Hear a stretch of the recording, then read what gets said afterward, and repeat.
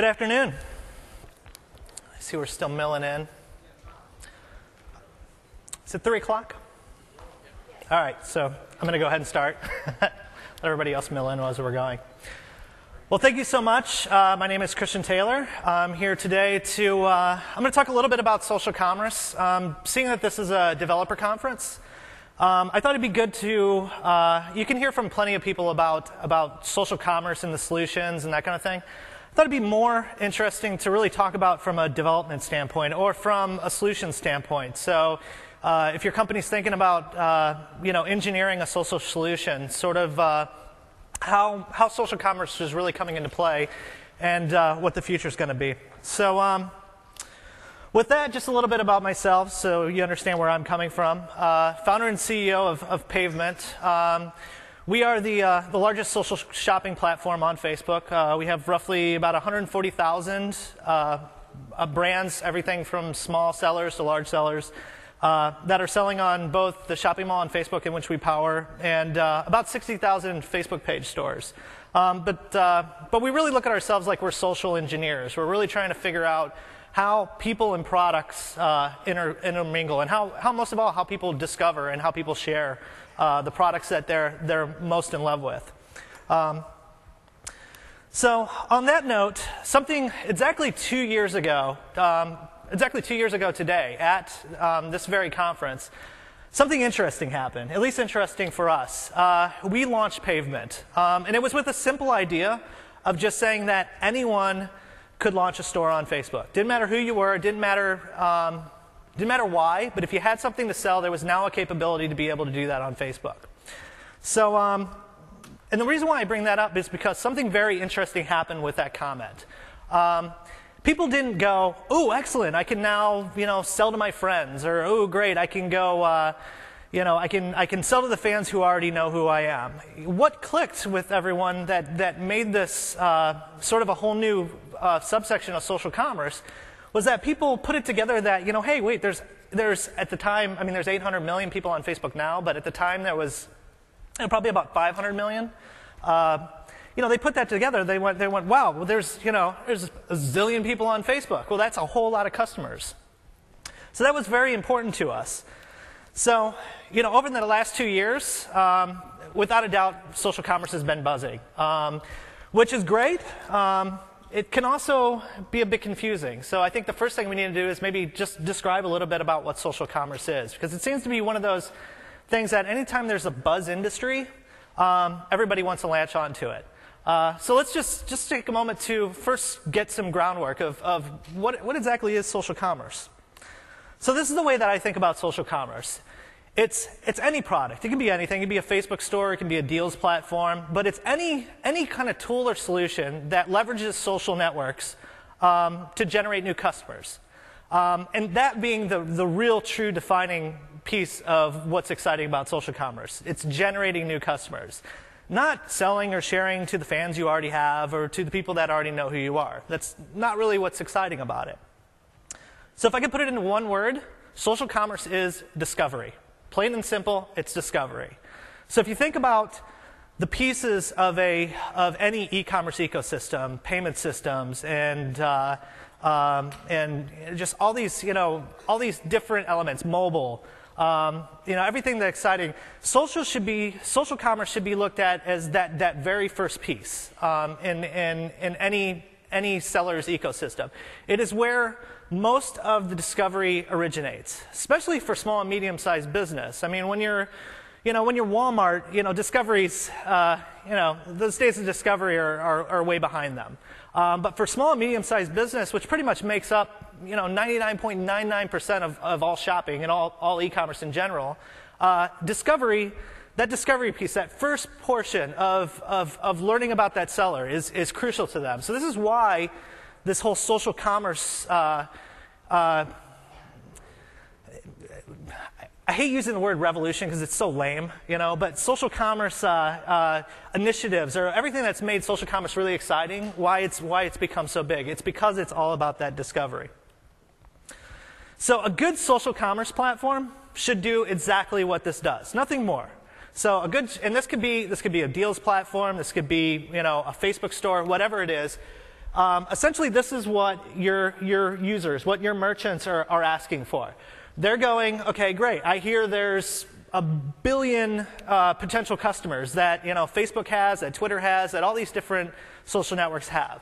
How is your solution going to connect me to the customers that are interested in my product? So that's essentially what it is. It should be looked at as an acquisition machine. And when it's done correctly, that's what it looks like. So today's social commerce is really share-based. It's really, best way to think about it is broadcast. And even though I put social commerce 1.0, I swear to God I'm not going to say social commerce 2.0. So social commerce 1.0, it's a share model. It's essentially broadcasting the things that you're in love with. If you find a mountain bike that you really like, you might like it, and that gets broadcast out. In the hopes of this kind of model of social commerce, you're hoping that the people on the other end of that get excited about that product that you just tweeted, that you just liked, and make a purchase. So when you think of like a deals platform, a lot of deals platforms, you get greater discounts the more and more that you tweet and you share. That is really what the core of social commerce is based on, incentivizing you to share with your social network. So speaking of social networks, well, if you're sharing with that essentially that graph of who your friends are, and there's a lot of them. There's Facebook's got a graph, Twitter's got a graph, Google Plus is building a graph. Any social network has a graph. It's only as powerful as that graph's going to be. So, I mean, if you're thinking about it, from a standpoint of Facebook versus Twitter versus Google, each of them have their own strong points, and each of them are more powerful for sharing and social interactions for different reasons. I'm going to use for a bit of describing the differences Twitter and Facebook. Google's a bit too early to figure out really where they're going to be focusing their social network. I'm guessing they're going to be really focusing on business, which is great for everyone in the room. But for today's demonstration, I'm more or less going to talk about the differences between Twitter and Facebook. So both of them are strong social networks when it comes to social commerce, but for their own different reasons. First of all, Twitter. Twitter is definitely an interest-based graph. So if you think about Twitter, it's all about me going, I dig the St. Louis Cardinals. I'm going to follow them. I ride motorcycles. I'm going to follow Ducati.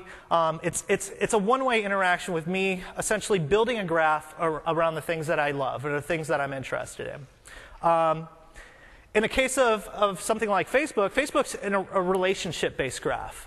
These are not one-way relationships. I can't just randomly say, I'm going to make Mark Zuckerberg my friend and expect him to friend me back.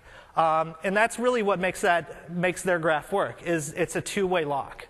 So I like somebody, and that graph I don't actually snap onto that person's graph until they've friended me as well. So those are two. These social networks have been around long enough that pretty much everybody really knows the mechanics of the way they work, but it sort of helps describe why these are really interesting to me. So in this little matchup, I have Walt Mossberg and my mom. All right, these are two people in my social graph. All right, so I have Walt, and I follow him because I'm an Uber geek. I love hearing about new technology, and I want to be right there in the know. So I'm following him. On the other hand, my mother, she's in my social network. I want to see pictures of my nieces, that she has, all those kind of things. So I'm following them for different reasons, but one isn't really more powerful than the other. They're just different. So when we look at these two people, who am I going to get the most product recommendations from? Who's going to be the most powerful for me? Well, this one's sort of a no-brainer. Okay, it's going to be Walt, without a doubt. The Twitter social network is really based on interests. So I know that those things that come through the social graph, when it comes to commerce, are going to be much more powerful for me. It's probably going to cause me to go buy a new device much more than my Aunt Martha, tweeting some, crazy thing she found turning into an actual purchase. But that's not to discount Facebook. You heard this morning about how powerful the Facebook Lite can be for commerce, but it's in a different way. When it comes to Facebook, it's all about the social experience with people. It's not maybe me getting a broadcast of the things that I might be interested in, but it's really me having a one-to-one relationship with that person in my Facebook social graph that I can get product recommendations from, that I can hopefully engage with around something that I enjoy. So in that case, my Facebook social network is going to be much better. As Katie said in the keynote, it's like I have something, the discovery is already gone. I've already found, I found this item, but I also found this item. Which one am I more interested in? Well, as much as I would love to get Walt to tweet me back and say, hey, get the iPhone over the whatever, more than likely that's not going to happen. It's really going to be people in my social network that I have the most direct relationship with. So that really brings us to the social graph from a merchant distribution vehicle. So one of the main problems with this is the fact that Social Commerce 1.0 has always been share-based to this date. It's all about broadcasting and me sharing. So you think about Facebook stores. Let's rewind back to when we first launched Facebook stores. People didn't say, like I said, oh, great, I can sell to my fans, or I can sell to the fans I already know. No, they specifically said, oh, this is great. There's 800 million people out there. Connect me to them. But the problem with the share platform is that Facebook users only have, and this goes for Twitter as well, only have roughly about 130 people in their social network. So if you think about what that funnel has to be to get something really, really exciting, to get some real discovery out of a share mechanism, it's a little bit disappointing. First of all, your Facebook store is going to need one of these two things. All right, you're either going to need millions of Facebook fans that are all tweeting, or all liking and tweeting and all that your products. And if you think about that funnel, I have 1 million Facebook fans, and out of that 1 million Facebook fans, I now have this much that care enough to tweet, are excited about it. Out of that, I have this many that actually saw the tweet or share, and out of this many, I have this much that even give a damn, when they saw it, and out of this much, it's really a product that they might even be interested in. And out of this, they actually go to the page that I want them to go to, and then out of this, and you see how that gets very, very small. So even with 1 million fans, or essentially one person that equals 1 million fans sharing something, the share model can be a little bit disappointing for small business, which is not exciting when you think about the fact that social commerce was the promise to small business. Social commerce was meant to turn on discovery, for this to be this new fountain of customers that they can connect with. I'm a small business. Nobody knows who I am. I launched my company. How do I connect to these billion users if I don't have 1 million fans? If nobody knows who I am? Essentially, social commerce 1.0, the share model, doesn't really work with this, the first thing we heard. All right, so great. Where are these zillions of Facebook users? So this is what Pavement's working on. Essentially, the next evolution of social commerce, which we call the taste graph. And the idea behind a taste graph is really that it's this. It's a graph, but it's based not on the people that you've chosen. So it's not Twitter. It's not you selecting people. It's not Facebook, where it's a friendship that somebody initiated with you, or in reverse. A taste graph is all based around the tastes that you have, the things that you love, and people that are on Facebook that you have no connection to, that have that same exact interest. And it's not only interest, it's based on a whole lot of different data. So the same way that people target ads, or any kind of targeting happens, if you think of the taste graph as a combination between a social graph and really fine-tuned targeting, you enter the taste graph. So in other words, for the taste graph for me, these are all people in my taste graph when I'm, let's say, looking at a motorcycle. I'm looking at a motorcycle, my taste graph automatically becomes this, where I have all these people that happen to be maybe the same age as me, like the same kinds of motorcycles they do, all these different variables in which you engineer into your own taste graph. And then through those relationships, I'm able to organically discover new products that I would have never known before. So, I know that this person likes this stuff and this stuff. I'm able to look at this person and notice they like this stuff and this stuff. And, ooh, I never even heard of that motorcycle before. What is that? So you sort of see how a taste graph becomes much more organic. And it's not based on anybody doing an action of sharing. And probably the most important thing is that it doesn't matter how many Facebook fans you have, or I mean, you could be a brand new business that just launched on Facebook. It doesn't matter. You're going to instantly start getting what the promise was of connecting with new users. So here's what the really exciting part of the taste graph is. The taste graph really does bring social commerce back to those days where people had record stores. When I think of record stores, back when I was in high school, I'd go into a record store, and I went in there for one reason. I mean, I could definitely, there's a lot of places that I could buy music. I could go to Walmart, I could go to Target, I could do all this, but I went to a record store specifically because of the people there. They were people where I could be in an environment where I know there's people like me that like the same things as me. I don't know them. But when I'm in there, somebody's going to go, hey, well, did you hear the new Smiths album? Or did you, because we're talking years ago. Thank you.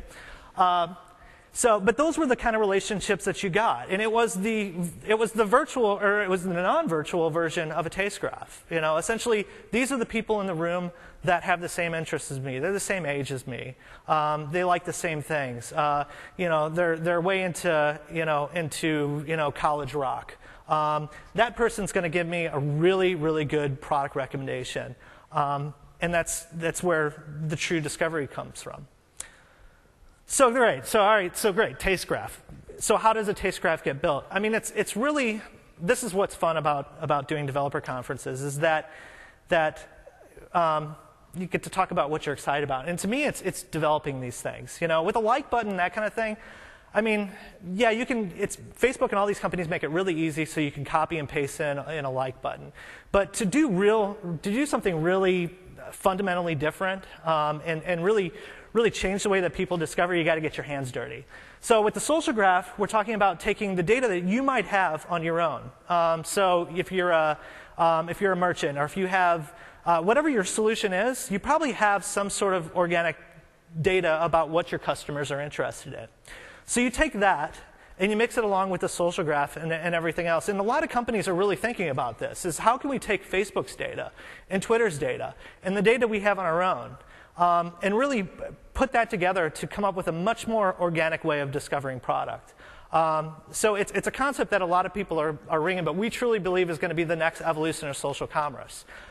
If you think about the implications of this, think about deals. And deals are often lumped into social commerce, mainly because of the mechanism of the more you share the deal, the more discounts you get. But how you receive the deal is very unsocial. Not too long ago, I signed up for all of them, Groupon, Living Social, and Facebook deals, and all these, to really get my mind wrapped around them. And the one thing that I noticed is the actual delivery is very unsocial. It was all based on where I live. So I got a Groupon deal because I was from the San Francisco Bay Area.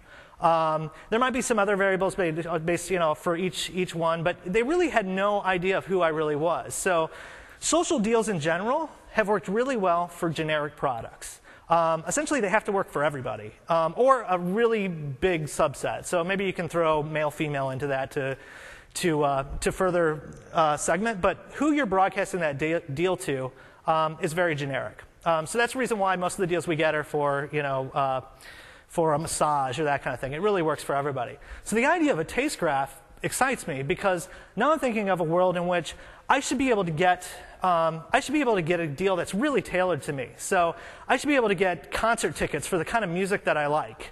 And that's only going to happen if they're able to take the social data and mix it with the product data to essentially know what kind of music I'm into. So you take that a step further and you're really building your own social network within the social network. But this is really going to become how more and more products become more and more social. It's not about broadcasting. It's about, I don't have to broadcast anything, but now I'm learning about products that I never knew about. So just to give you an idea how Pavement's been building this in, we started building our taste graph on day one.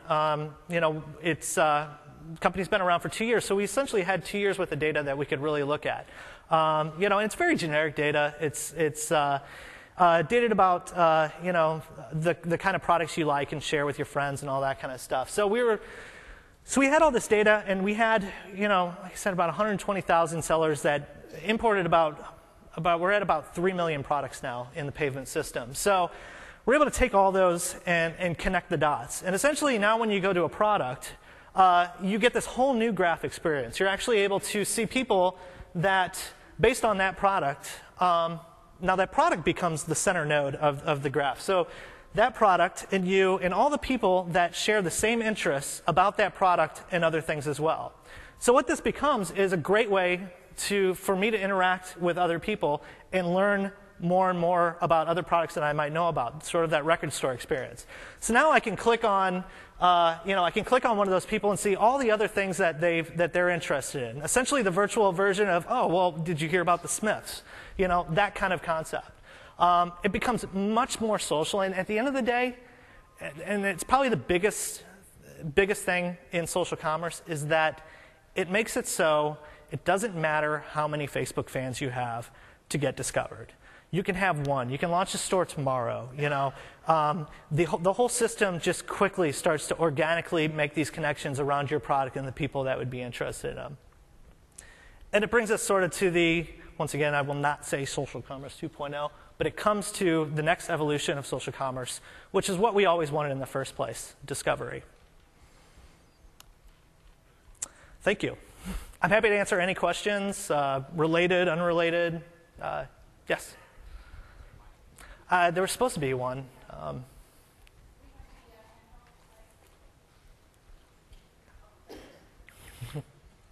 I can hear you, and then I'll repeat it.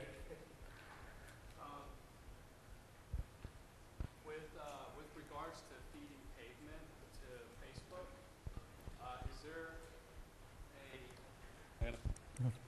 regarding feeding product to Pavement system into Facebook, is there a threshold where too many products is a problem for a merchant, having too much saturation and not getting enough focus on particular products? It all depends. It depends on what your goal is for launching a Facebook store. If your goal is to offer specific deals to the fans who already know who you are, so in other words, incentivize them to like your page, that kind of thing, well then probably less is more. Really highlight a few. It's sort of your exclusive fan-only store kind of thing. In the concept of social graphs and taste graphs and really getting discovered, I think it's important to have your whole entire inventory in there. The idea is that somebody's going to go to the shopping mall on Facebook and see your competitor's product and not yours. So it really depends on what your goal is, and that's another thing about shopping on Facebook is like everybody really has a different reason for why they're wanting to do it. But if it is to incentivize fans and that kind of thing, less is definitely more.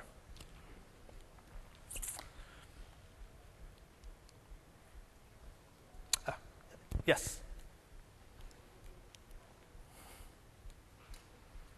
Yeah, so I was wondering how taste graphs differ from what's been around for a while, collaborative filtering, where, again, you're using anonymous folks that buy things that you like, or people who bought this also bought that.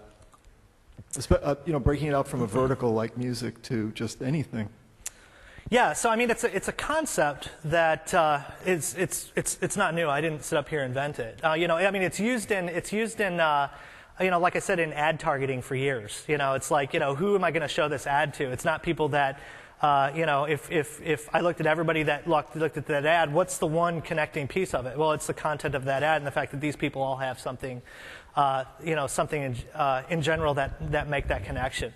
The true difference is the fact that you're leveraging social data to do this, and that you have so many other pieces of the puzzle when it comes to social data.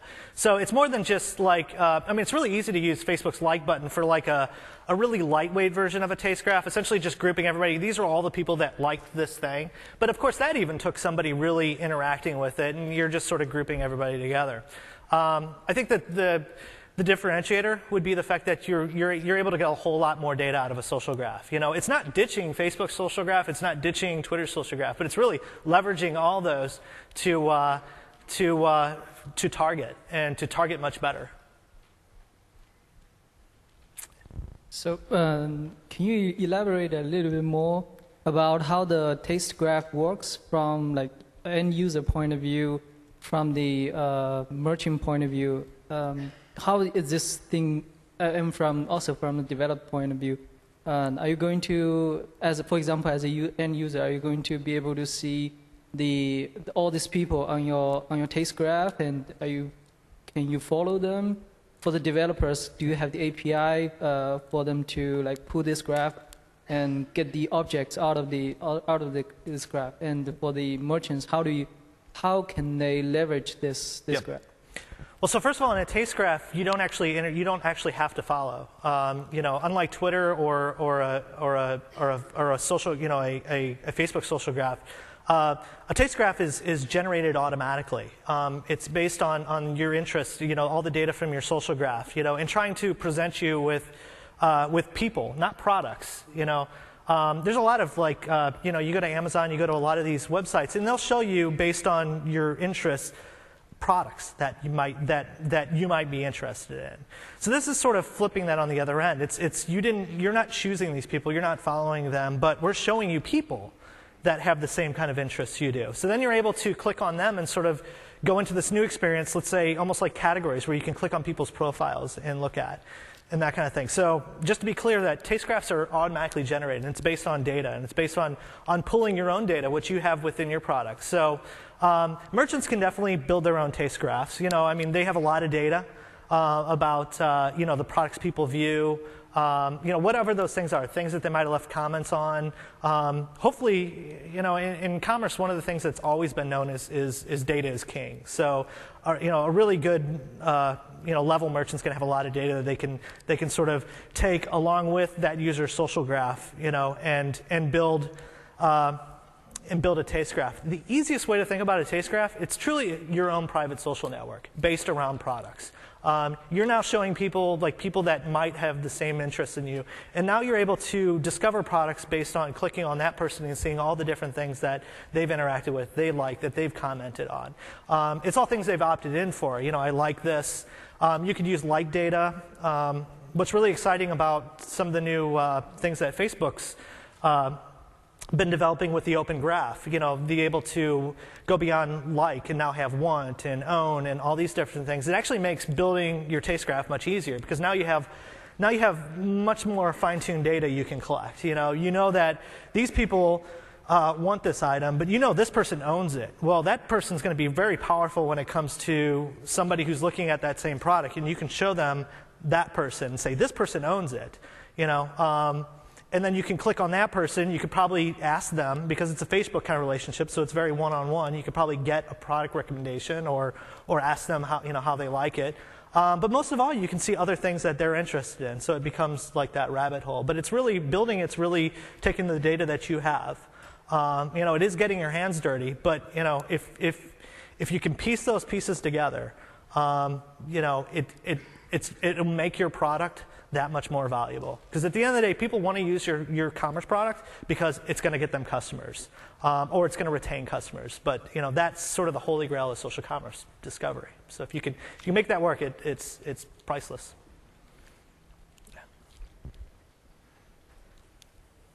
You talked about Twitter and you talked about Facebook, and people you're following on Twitter or Facebook, they have some amount of credibility. That is why you follow. But in this case, for example, if you show people who have interest, maybe 50, maybe 500, 1,000. The mic's cutting off. Sorry. I'm only getting... I was saying that when you're talking about Twitter and you're talking about Facebook, you're following people who have some credibility in your life, right? But when you're showing a face graph like this, they are all strangers for practical reasons. What is the credibility? It's, for example, even Amazon shows some reviews, but the credibility comes from their usage. But what happens in this case? Because they're all just strangers for all that matters. And that is one. And second is, where does it start making difference? If you have 50 people following that product or interested in that product versus 500 people versus 5,000 people, does 5,000 mean it's more credible than 500, or where does the line stop? No, not at all. I mean, it has very little to do with how many. That's the one thing. If our whole taste graph we developed only had to do with, essentially we just took everybody that liked this one product. We went, all these people like this, so that's your taste graph. You're absolutely right. It would be a very, but that's the only thing you have in common. It's like, I very seriously doubt that those people, have that much of a connection. So you really have to develop much more beyond that. In our case, we're looking at the the categories that you like to share, the products that you've bought and you've shared. All these different data points. you know, and it's just like a funnel once again. So if you have everybody that's like this product and all that kind of stuff, the more and more you really start to fine tune, you know, I mean, it's just like ad targeting or anything like that. The more and more you fine tune, you get to a group of people that are really going to be those fashionistas, you know, and I didn't really talk much about it, but, you know, in the case of fashion, you know, taste graphs are going to be huge when it comes to social commerce and fashion. You know, I mean, they've already got the equivalent of it. It's sort of the fashionista. You know, that person that's, you know, really the expert. And it's probably one of the real driving things on social networks in the first place is it makes everybody a star. And people want to be that person you go to when you know, when you want a music recommendation or you're looking for a pair of jeans. It's why people go and work at record stores. You know, it's like, you know, when I was in high school, I wanted to work at a record store because people came to me and asked me what music, and then I could go, well, you know, and you know, and tell them what music it was. So it's really taking all those pieces and it makes it much more relevant. So, yes. This may be a bit of a loaded question, but with all the data you have you seen any trends as far as conversion ratio of people purchasing through Pavement or a Facebook store as opposed to, say, the traditional conversion ratios of a traditional e-commerce shop that people would just go to as a destination? Yep. So conversions are pretty, right now in the early days, it's pretty tied to the fans, you know, people selling to their fans, giving discounts, that kind of thing, and really becoming a vehicle for incentivizing. So you could think of people giving discounts for liking something, you know, but at the end of the day, trying to be almost as a marketing tool kind of thing. This all changes that. I mean, it was one of the main reasons why we went down this path as a company, you know, was because, you know, we were sort of looking at why people wanted to launch stores in the first place. And it sort of answers to why there's a curve in social commerce, why we're still in the early days, you know, but why there's going to be this hockey stick moment, you know, when it comes to transactions and those kind of things. You know, those first days were it's basically mainly sharing, you know, and like I said, it's that funnel. So, you know, if you only have on average 130 friends, and you're sharing, you know, and that whole funnel comes down to, you know, it's very small. So transactions are going to be very small. The taste graph is really to help energize that. At the end of the day, it's, you know, more transaction means more discovery, especially in social commerce where it's really tailored towards small and medium-sized business. I mean, those are the ones that are going to be most excited about social commerce. And to them, people don't know who they are. They're not a household name kind of thing. So it's really a testament to what we're trying to do is make it so that that funnel becomes more relevant. And then obviously the end goal for them is more transactions, more sales. But we're in the early days, without a doubt. I mean, the fact that we're just now getting away from something which is just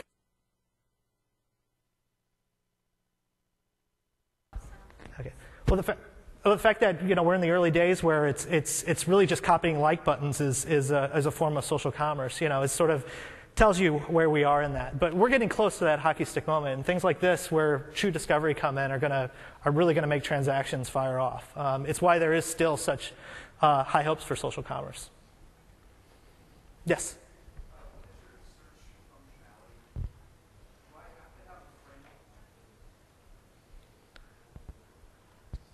What is the search functionality? Like, do I have to have a friend like the product? Say I'm a nurse and I need non-slip black shoes. Yep. Do I have to have a fellow nursing friend, or can I go into Facebook under search, type that out, and it, boom, brings up this page and then shows me that there's 50 people that already own them that I could talk to? Is there any search functionality like that? Yeah, so Facebook search is directly tied to the people in your social network that like something. So if a friend of yours liked, you know, a pair of shoes on Facebook, that if you search for that same shoes, that's going to come up in search. You know, it's very social-based search. I mean, it's what Facebook's good at.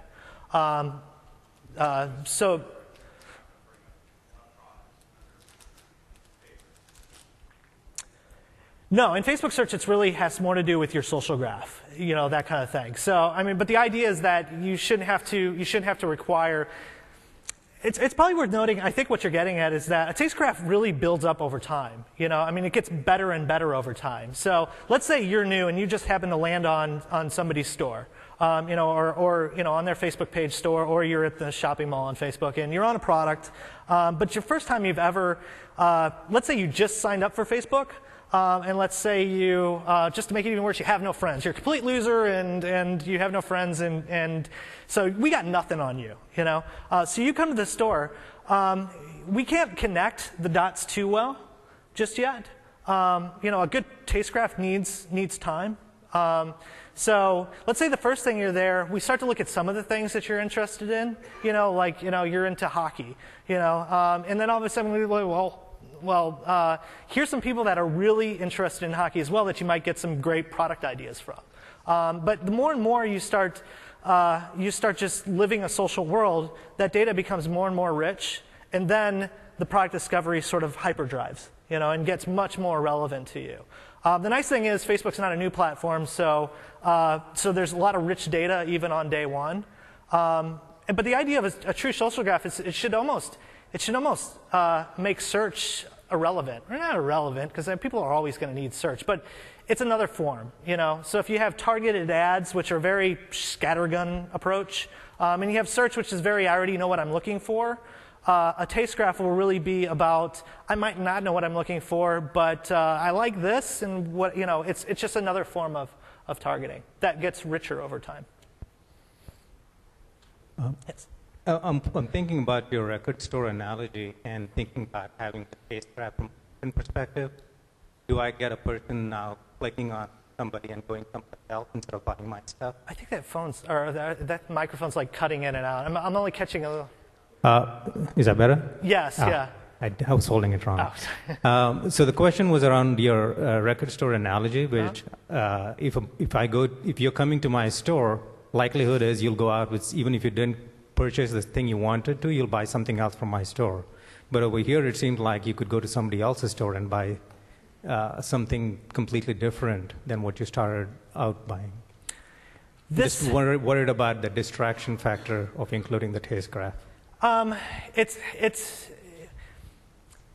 You could in the same way that, you know, I mean, if you're adding your products to Amazon, you know, it's like, yeah, people are on Amazon and they can find other products. But at the end of the day, it's really about at the end of the day, you're actually leveraging the power of the fact that you're on this network who doesn't know where you are. You can definitely have this elitist kind of like, no, I don't want, you know, and just be by yourself, you know, and have your store. But then, you know, that's not really what drives customers, you know. And people want to put their stuff onto eBay and to Amazon and these large networks because the people are there. You know, I mean, they know they have competition, and they know essentially, like, yeah, a taste graph, there's going to be other people, and it could be your competitors in that taste graph as well. But at the end of the day, it's going to turn into much higher transactions.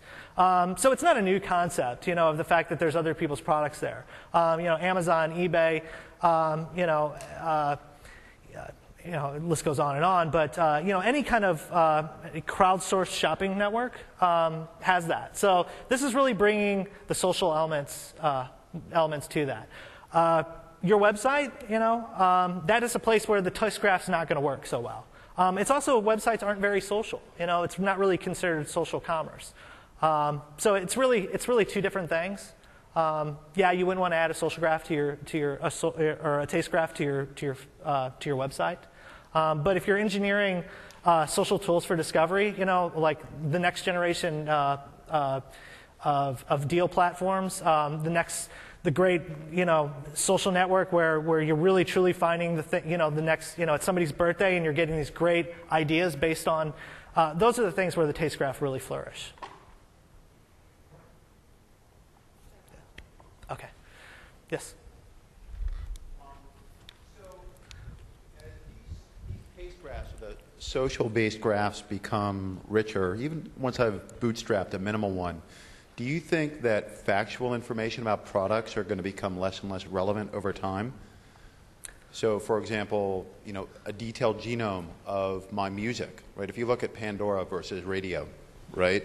Pandora spent a lot of time coming up with editorially controlled genomes about music, whereas RDIO does exactly what you're talking about. It's purely socially based, right? There's no metadata about the music in there. I just follow my social graph. Do you think that means that, or do you think that product information has become less and less relevant over time?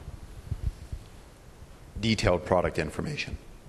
Because the social sort of overtakes the need for. No, yeah. I don't think one replaces the other. Do you guys use product information to extrapolate from the taste graph? Oh, definitely, definitely. I mean, the idea is that you're gonna use as much data as you can to try to target. We don't use like descriptions and stuff like that. In Pavement's case, what was nice is that we have essentially our own category system. We had 6,000 categories that any product on Earth can fall into one of these 6,000 categories. So, all 3 million products, on Facebook, essentially we have an idea, just a starting place to go, this is a horse, this is a dog, this is a canary, this is a water bottle. And really know the difference between them, even though it's a user-generated platform where people are uploading their own products and selling and that kind of thing. So, so we had a bit of some data ahead of time that helped differentiate, which I think you're getting at. But those are all the pieces of the puzzle. As many pieces of the puzzle as you can include, the more tasty the taste graph gets. Probably have enough time for one more, if there is one. Oh, yes. All the way in back.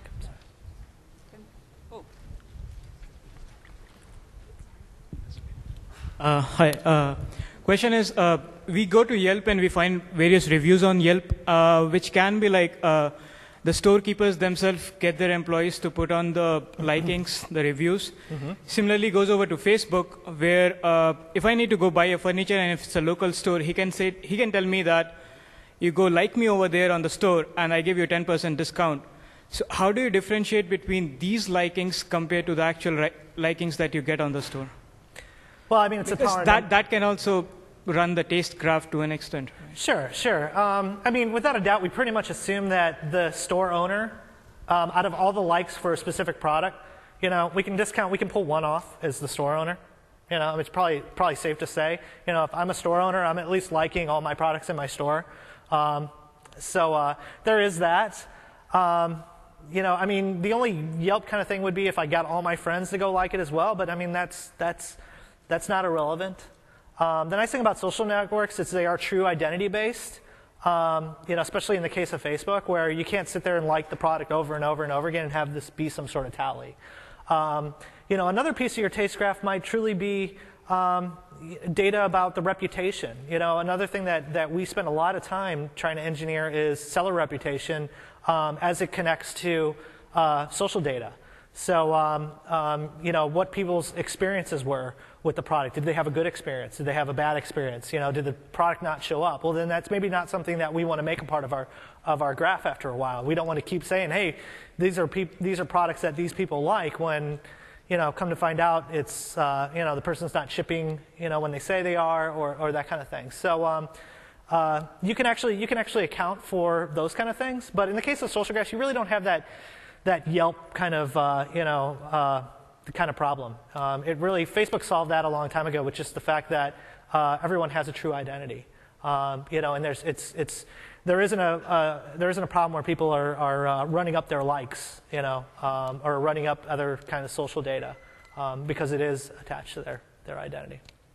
So, well, thank you so much, everyone. If you have any questions, I'm around pretty much the rest of the day. Appreciate it.